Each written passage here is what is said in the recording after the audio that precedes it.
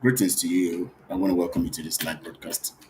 Thank you for joining wherever you're joining from. Today is the 12th day of February, Monday, the 12th day of February 2024, and it is 11 minutes past 6 p.m. BIAFRA time. Right now, at least we have to use BIAFRA time to measure at all times because that's the time that we are looking forward to have as our own expression of our sovereignty. I want to welcome you live to this program on Truth Channel Network. My name is Kelechi Ambrose, and of course, always here to, you know, speak the truth and make you understand what the truth represents in the sphere of our operation. Remember, um, basically, I'll be giving some analysis about, the interview that Carlson, granted Putin, but I would relatively, place it side by side. That is, juxtaposition it with the narrative of Biafra, because basically our freedom is fundamental. And from that particular broadcast, I'm sorry, from that particular interview with President Putin, you can deduce, you can get many facts relating to global reaction, behavior, attitude, actions against people who are seeking for freedom globally. You can deduce the attitude, the idiosyncratic manner and pattern of the West towards the freedom of those who seek to truly be free. And basically, that has been the case. On Saturday, I was here. That was on the 10th.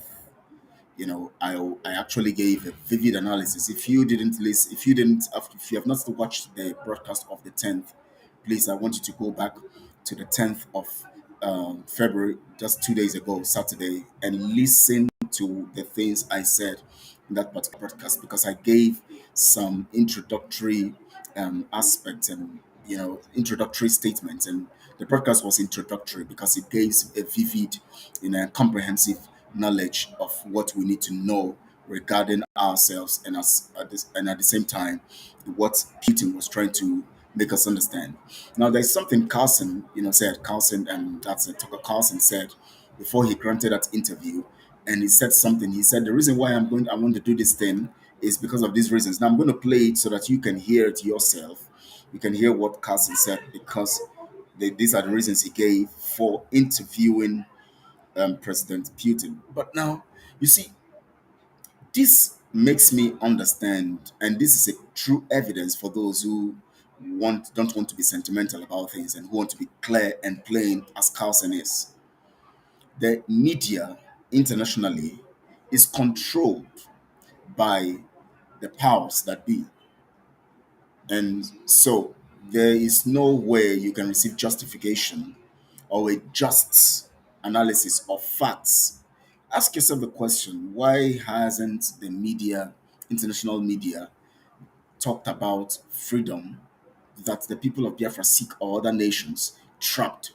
Why is it that anything that has to do with Africa, they speak of things not really the heart of what the people want? They actually want to portray and show to the world what they want them to hear. Putin said something. He said that America is the biggest propaganda nation because they control the media. And so, why would I engage in propaganda with them?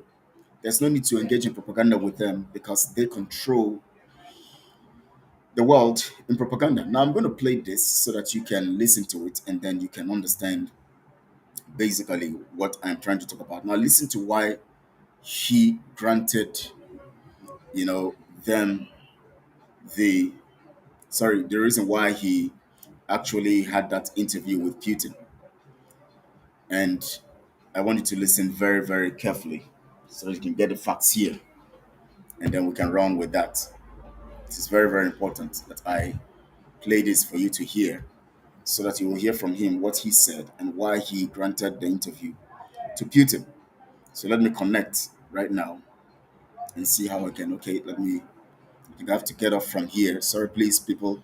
Give me a moment to get this out here so that we can connect this.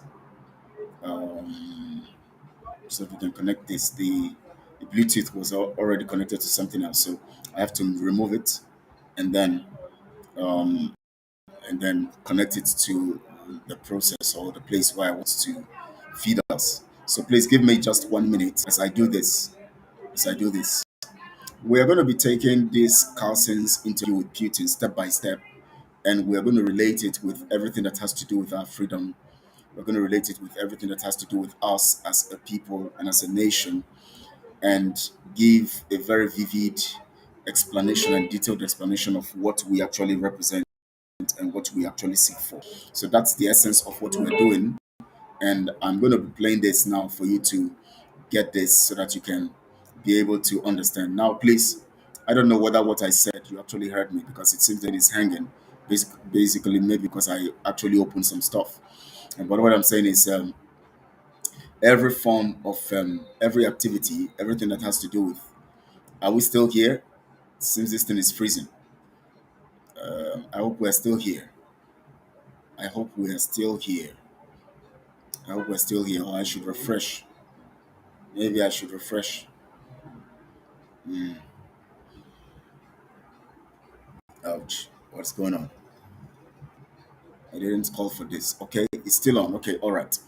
Now I'm going to play this so that you can hear what Carlson said and why he granted that interview to Putin. The reason why we're going to be taking this thing step by step is because we want to relate it to what we are going through now. So when you hear of the circumstances we are, or when you begin to feel that the world is not talking about what is happening to us and all of that, you know the reason why they are not doing that. You know the reason why. So let me go to that place and then play from there what we need to. Sorry, please give me a moment. I don't know why I've not. I thought I had downloaded it. I didn't know I've not downloaded it. Now, President Putin, from that particular narrative, gave a very vivid analysis of the history of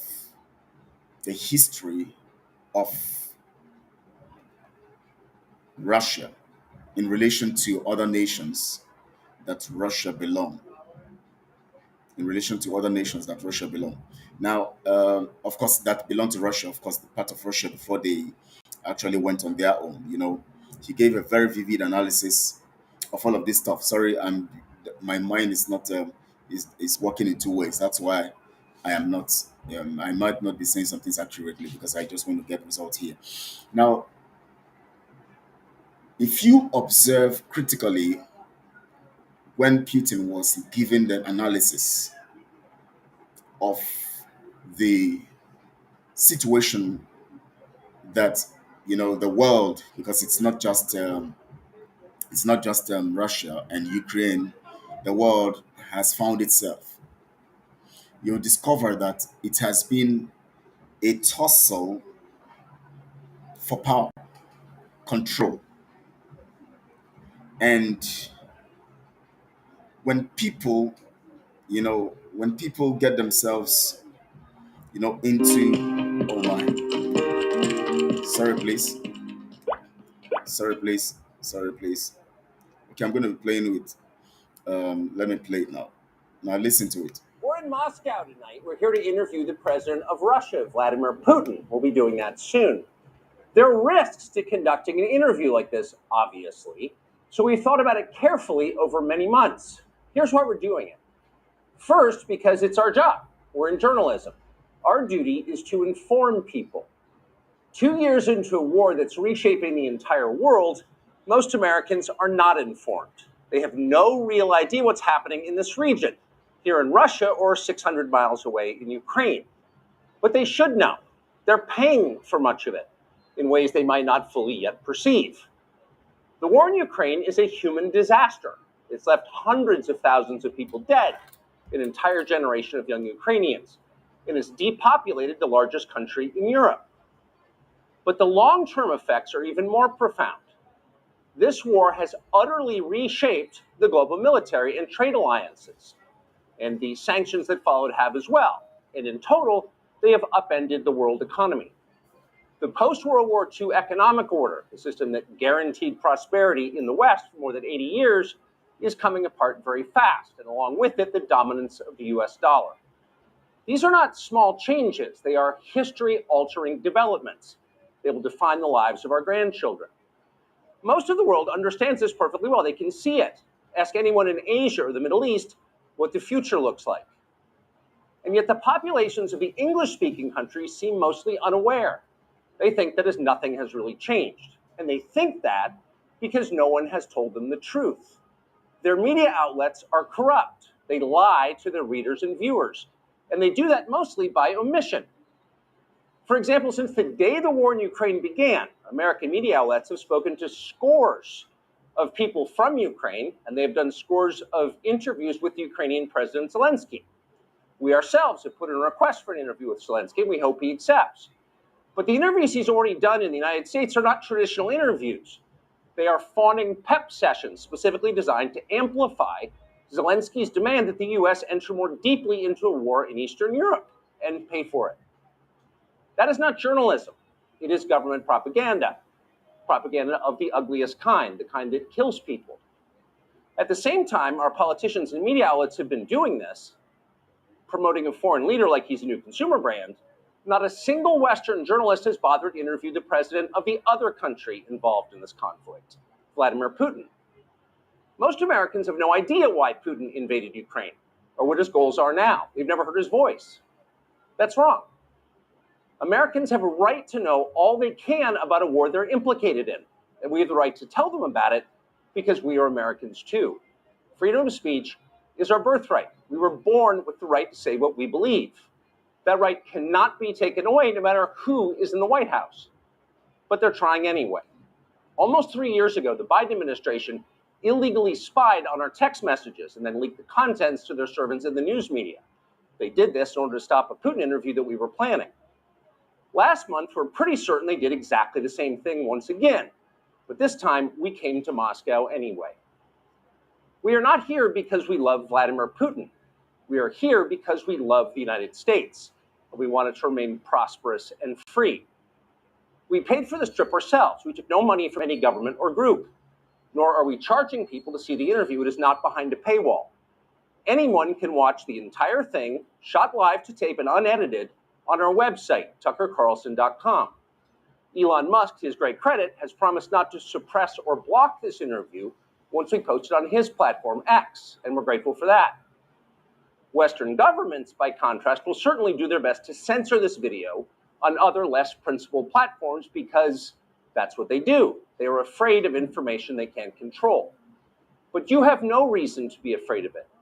We are not encouraging you to agree with what Putin may say in this interview, but we are urging you to watch it.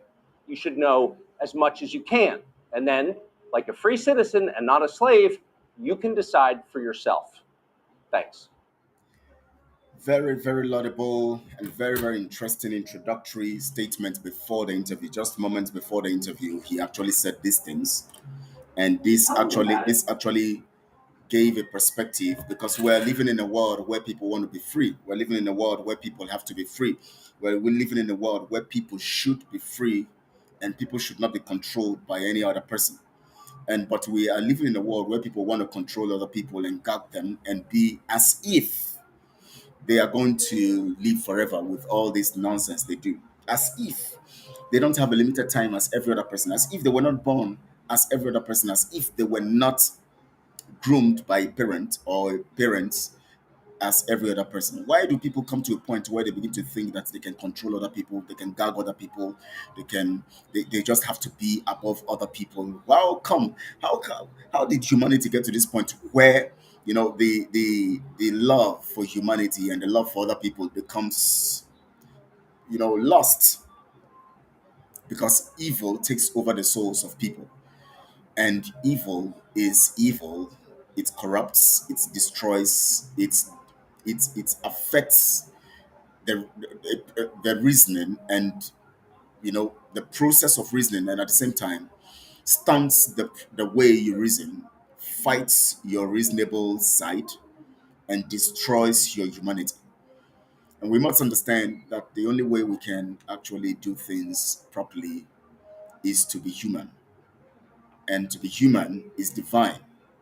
because it is what the divine has given to us to sustain humanity. That is why we have feelings, we have conscience. That is why we are given, the ability to not just instinctive, like the lion, the tiger, every wild animal. No, but we are given this ability to reason so that we can preserve. Our duty to preserve the world is in the faculty of our reasoning, our ability to reason. God didn't give lion or dinosaurs that ability because they are not the ones designed to preserve or replenish or take care of the earth or to be managers of the earth. We are called to be managers, and to manage, we need the ability to reason intellectually, the ability to have the human compassion and love in us, the ability to, hold on to the compassion that helps us to be on the right side of our thinking, the right side of reasoning, so that we can do the right thing to everybody, to all and sundry. So I want you to understand that what Carson was trying to say is that our conscience shouldn't be corrupted because of what we want to achieve for ourselves. Global leaders have gotten to that point where they don't care who dies, who suffers, or who goes through any situation as much as their interest is concerned. They are so much concerned about their interest that they bother less, about whatever any other person would go through or whatever any other person will feel. And this is a very critical situation in life. This is a very critical circumstance in life. This is a very critical, problem in life. This is a very critical thing.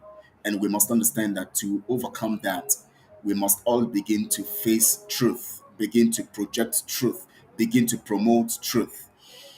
So the call always from me to you that you should share this broadcast on all your social media platforms.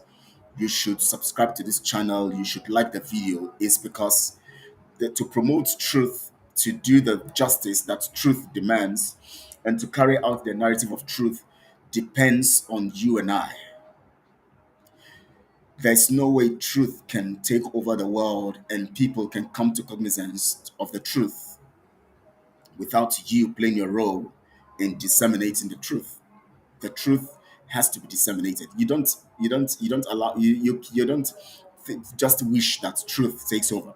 No, you act for truth to take over, because evil is acted upon by those agents of evil.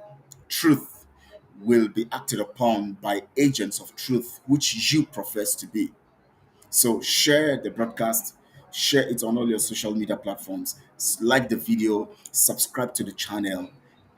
In so doing, you are expanding the scope of our reach, so that every other person can also be part of hearing what you are hearing and reasoning. Carlson said something. We have to interview Putin not because we think we will love him, but we interview Putin because we love our nation, America. And of course, that's the truth. Because if you would ever have anything work for you, then you would do the things that will favor your side or your team. And how do you do that?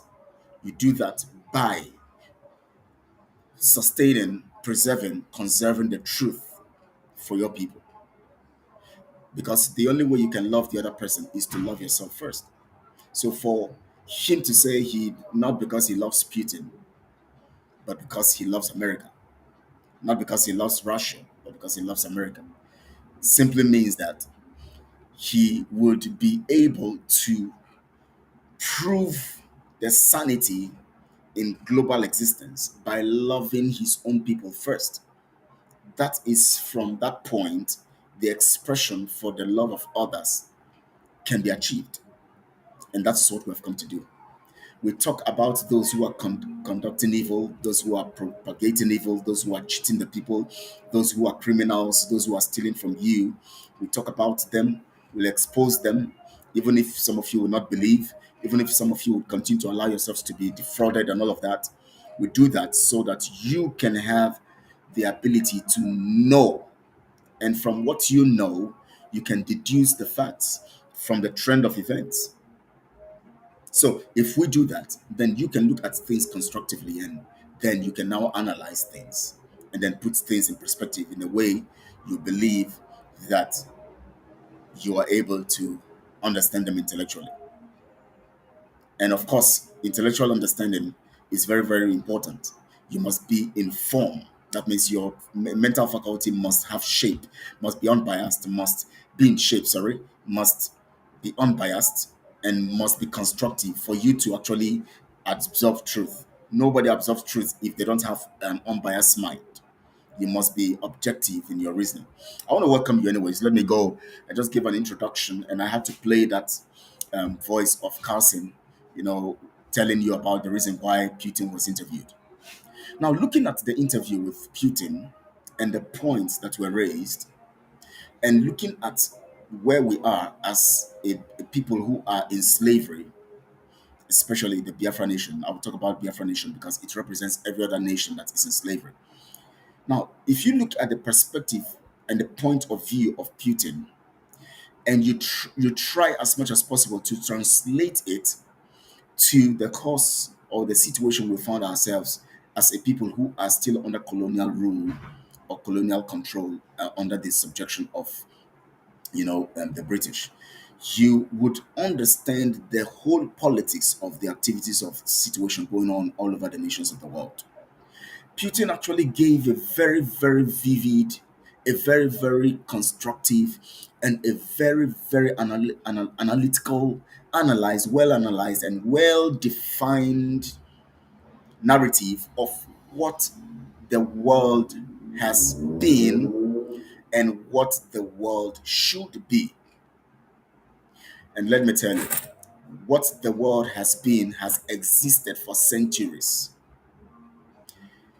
Even as people who were, before we came under colonial control, we were living with that, in our own world because we didn't have a relationship with the world, the West, before the colonial people, Britain came into our system, I think 1st of April 1841, when they brought the issue of the gospel to us.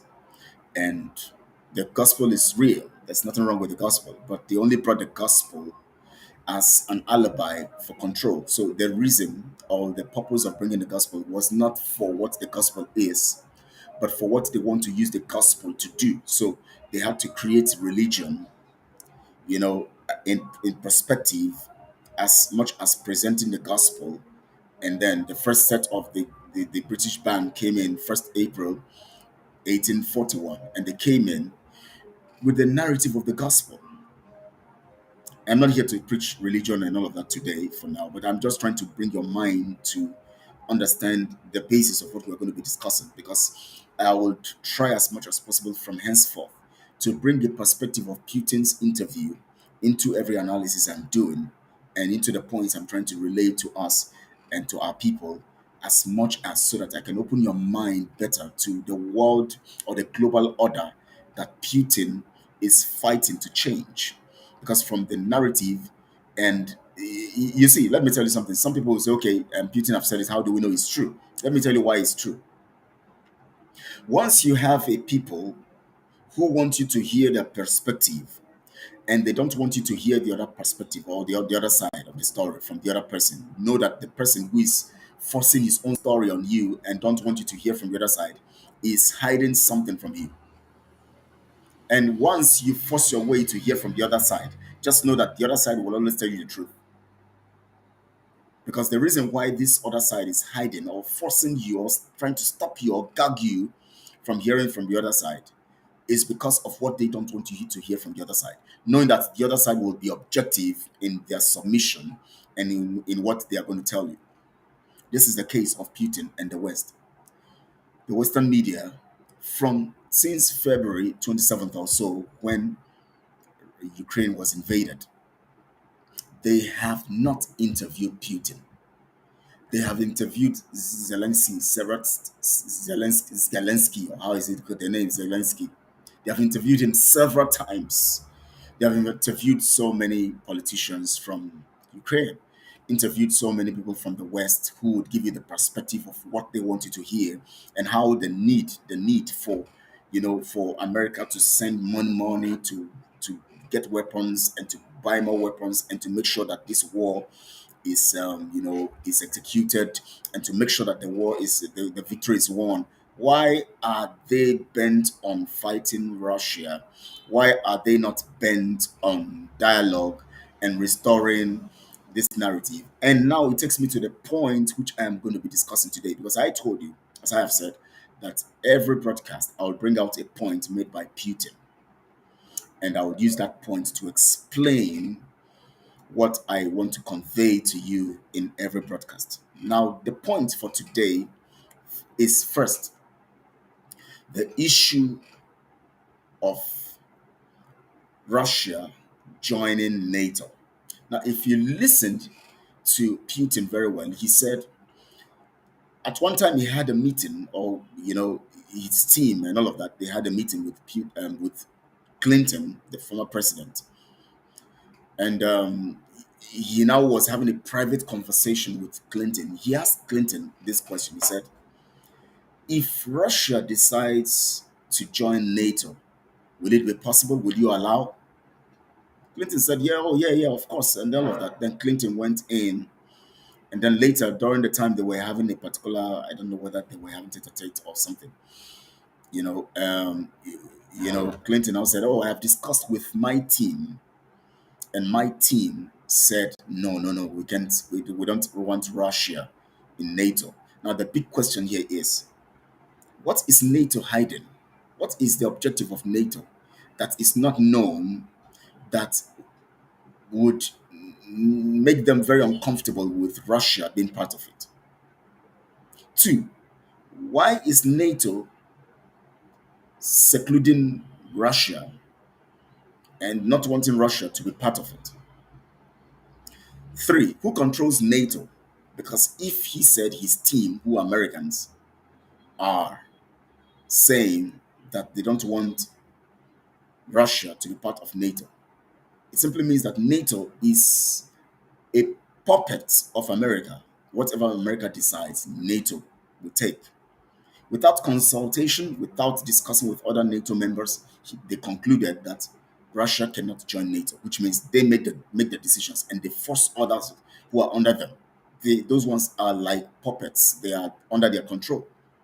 So it simply means that NATO is an American product, keeping other people under them and under their control, determining and deciding what happens and what doesn't happen. And the fourth question is, if Russia cannot be admitted, if Russia cannot be admitted into NATO, as they have said, why are they bent on, why did they open the gates to Ukraine in 2008 and said that the door is open for Ukraine after the agreement, the Budapest agreement, the agreement and the discussions of 1991, that there will not be NATO expansion around the Russia borders and all of that. Why do they suddenly now want Ukraine to be part of NATO, but they don't want Russia to be part of NATO? Because Ukraine was part of Russia, all of them, they were all part of USSR then, you know. So the Soviet Union then. How come Ukraine can join Russia? I'm sorry, can join NATO, but Russia cannot join NATO. Now, this now would inform your mind to know, sorry, please.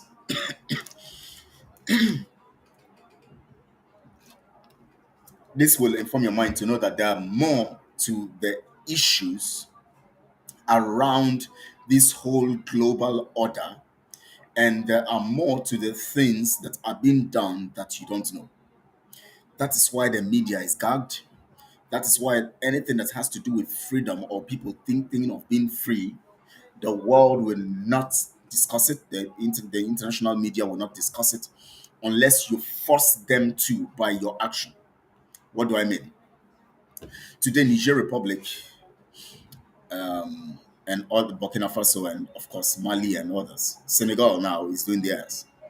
The people are now beginning to say things must change, and France is seeing the danger. They feel that the person who is there, who is their ally, if he leaves, he doesn't have a strong stooge who would take the position, who would also still be under the French. You see, there is something more of the things that are happening that we need to understand here, and we need to understand how we operate as a people who want to be free, because basically there is no way international media, your partners or whatever they are, would promote your desire to be free unless you force them to.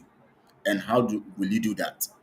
Mali decided to take it by force militarily.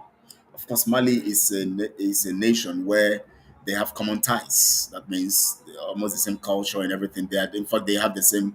Everything about them is so they don't need. They are not unique like the contraption called Nigeria. They are not. If you go to Niger Republic, Mali, and all those places, they have almost the same. So there's no disparity, there's no jumbling of different kinds of people in those places. At least their culture and all of that is relative.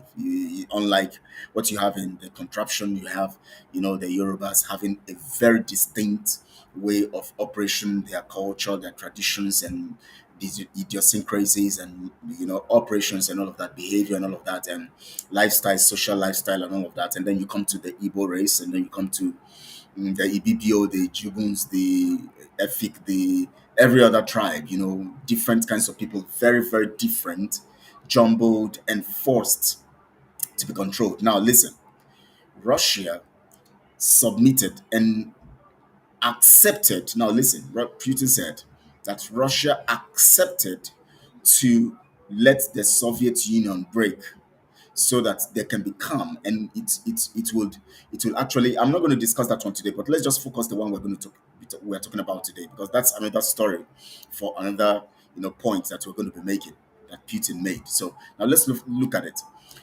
Russia, or Putin, said, if we want to join NATO, would you allow us? And Clinton, representing America, said, no, we will not allow you. Now, but the same Clinton and America today want Ukraine to be part of NATO. So, what is that thing about NATO? What is the agenda? That means that agenda must be anti Russia. Because if it is not against Russia, if it is not contrary to Russia, if it doesn't have any evil against Russia, and if it doesn't see Russia as a threat, why is it rejecting Russia? Ask yourself that question. Why is it rejecting that? Why is it rejecting Russia? Now, they never mentioned it in the media. They never said that Russia wants to join. They never made it. The media never carried it. Nothing was said about that. The Clinton administration didn't mention it for them to say it in the media that people, Americans, Russia say they want to join us. What do we think? They never made mention of it to their people, their house of assembly or whatever. They never made mention of it. They kept it away from the people until Putin is saying it. What does that tell you?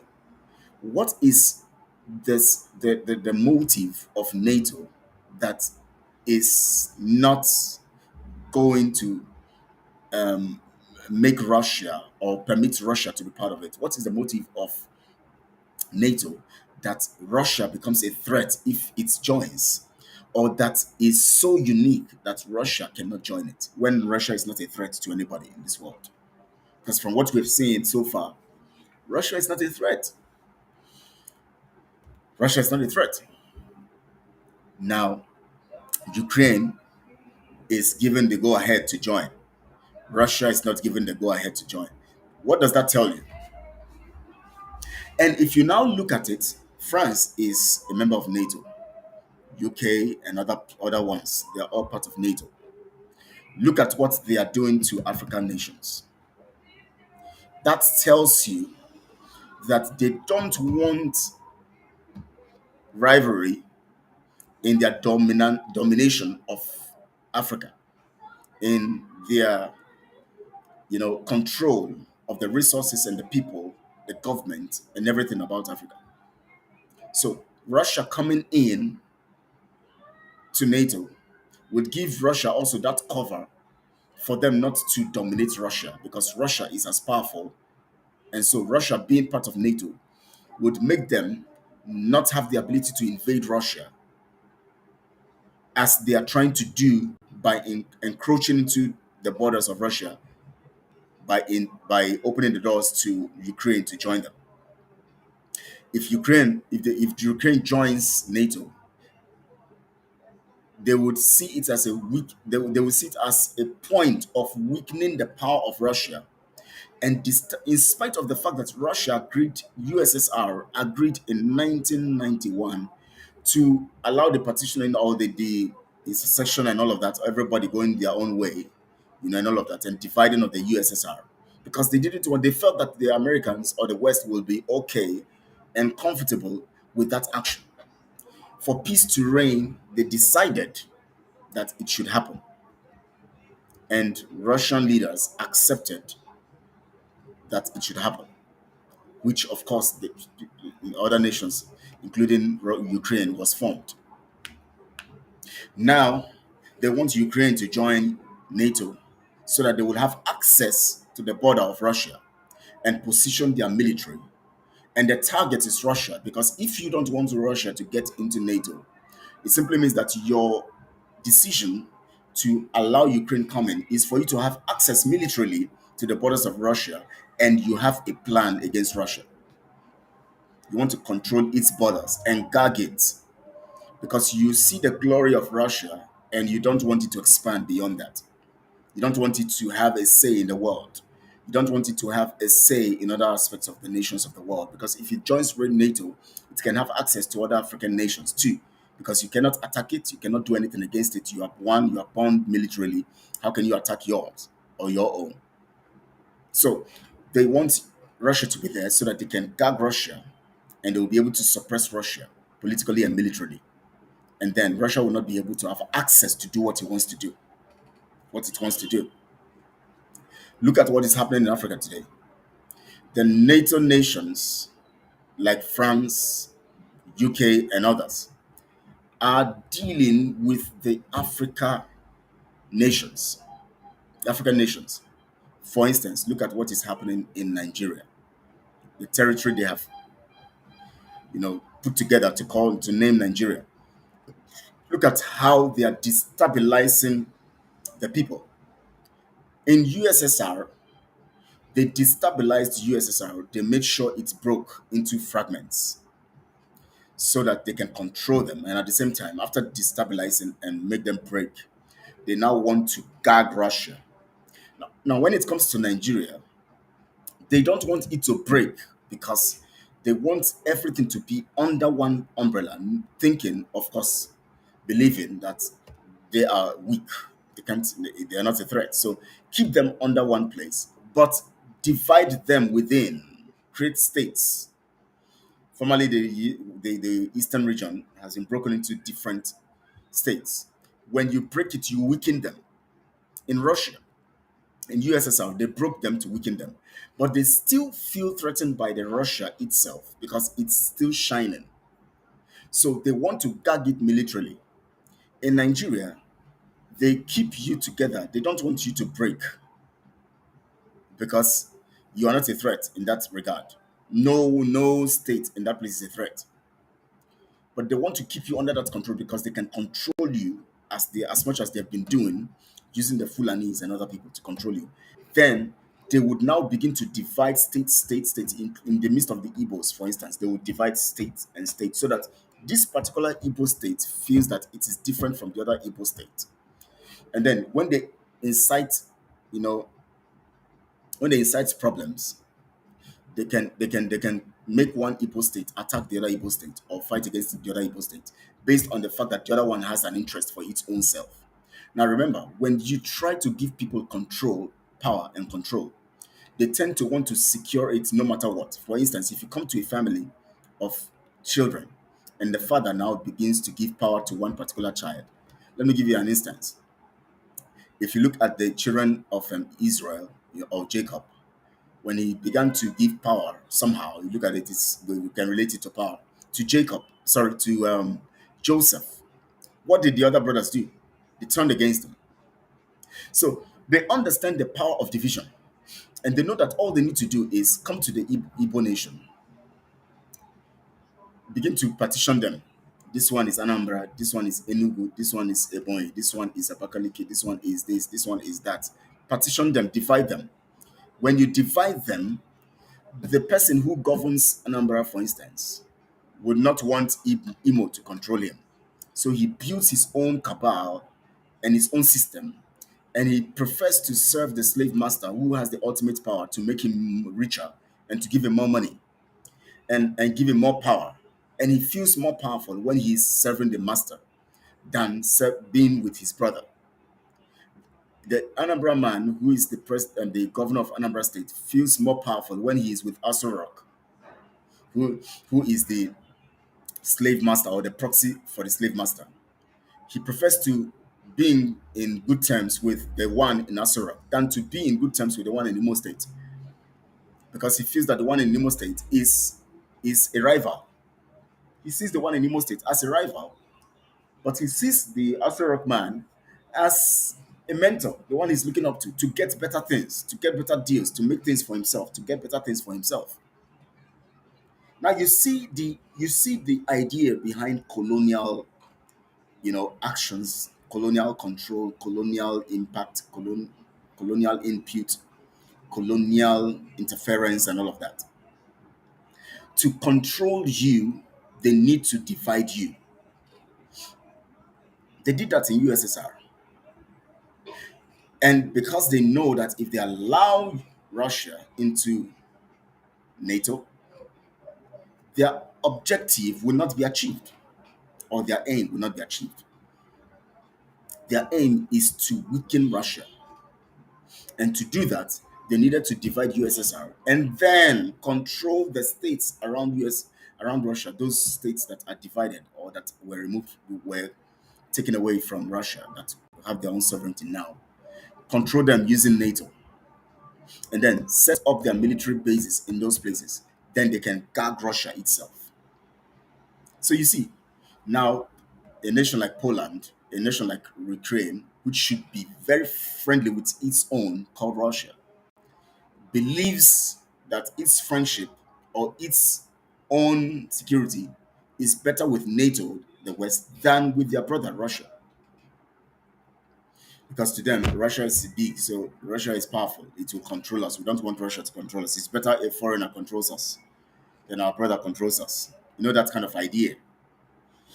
And the truth about it is that, in the sense of control, you can still manage family problems and stuff. But when the foreigner controls you, he controls you to your detriment. He wants to control you and control you to the point where he makes you feel like you have everything, but you don't have anything.